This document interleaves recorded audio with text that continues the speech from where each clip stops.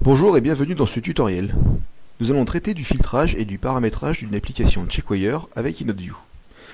Pour réaliser ceci, il faut d'abord avoir fait une acquisition rapide. Pour cela, reportez-vous au tutoriel précédent. Lancez le logiciel InnodeView. Vous pouvez charger votre acquisition rapide précédemment enregistrée, soit via le mode analyse graphique, dans lequel vous retrouvez tous les onglets nécessaires au paramétrage des filtres, à la simulation des filtres et au paramétrage d'un Checkwire. Ces réglages sont également disponibles en mode point à point. Il vous suffit alors de vous connecter sur Inode et de cliquer sur l'onglet Analyse graphique. Vous pouvez alors charger votre fichier ou refaire une acquisition. Je vais ici charger le fichier réalisé dernièrement.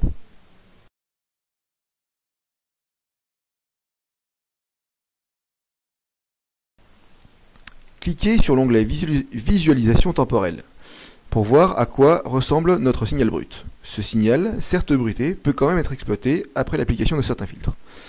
Nous allons voir comment faire ceci. Nous allons cliquer sur l'analyse fréquentielle afin d'observer le spectre fréquentiel de notre signal. Le signal de poids est représenté par une hyperbole située dans les basses fréquences. Nous pouvons donc estimer que notre fréquence de coupure du filtre sera située entre 3 et 6 Hz.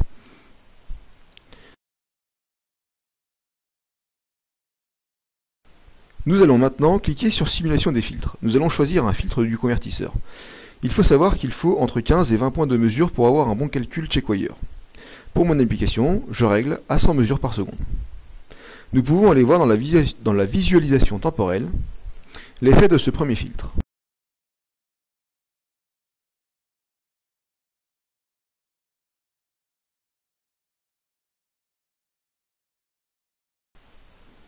Puis nous retournons dans la simulation des filtres afin de choisir le filtre numérique passe-bas. Dans mon cas, je choisis un filtre de Bessel qui est recommandé pour notre application. Un ordre 3 pour commencer et une fréquence de coupure volontairement trop basse. Nous voyons ainsi à l'écran que notre signal de poids n'est pas un signal carré. Il est trop arrondi pour pouvoir faire un calcul Checkwire. Nous allons zoomer sur ce signal. Nous n'avons pas suffisamment de plage plane pour réaliser ce calcul. Nous allons donc revoir notre filtre avec une fréquence plus élevée de 5 Hz. Nous obtenons un signal avec une zone parfaitement plane, ce qui nous permet de faire un calcul Checkwire.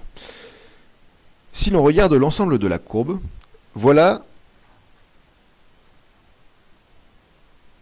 mes 3 passages. Lorsque le signal vous convient, retournez à la simulation des filtres et cliquez sur Envoyer, activer ces paramètres. Nous allons maintenant pouvoir commencer à régler notre Checkwire. Pour cela, des curseurs sont à disposition. Pour les activer, cliquez sur le bouton en croix situé à côté du bouton de zoom. Ramenez le premier curseur sur la zone observée, puis le deuxième. Nous allons maintenant pouvoir zoomer afin de paramétrer au mieux notre Checkwire. Nous allons commencer par déterminer la zone de calcul du Checkwire. Cette zone qui est la zone plate située à droite de la bosse qui représente l'entrée de notre objet sur la zone de pesage. Pour cela, nous allons placer le curseur violet à l'entrée de la zone, puis le curseur jaune à la sortie de cette zone, le tout en vérifiant que nous ayons bien entre 15 et 20 points.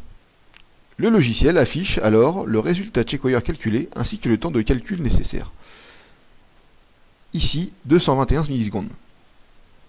Nous allons maintenant positionner le curseur jaune afin de définir le temps de stabilisation. Nous le calons sur le front descendant de l'entrée 1, qui est notre capteur optique d'entrée de Checkwire. Ici, nous pouvons voir que nous sommes déjà sur une zone stable. Nous pouvons donc mettre le temps de stabilisation à 0 millisecondes. Nous pouvons maintenant revenir dans l'onglet Paramétrage, passer en mode de fonctionnement Checkwire et entrer les paramètres de l'application. Le seuil de déclenchement à modifier pour que votre Checkwire puisse se déclencher en fonction de votre niveau de poids, le temps de stabilisation à 0, le temps du cycle de mesure à 220 millisecondes. Cliquez sur Envoyer, sauvegardez en EEPROM si nécessaire. N'oublions pas de configurer l'entrée 1 en départ cycle Checkwire en front descendant. logique négative donc. Vous pouvez également démarrer votre cycle checkwire avec un seuil de mesure. Sauvegarde en EEPROM. Votre checkwire est maintenant prêt à fonctionner.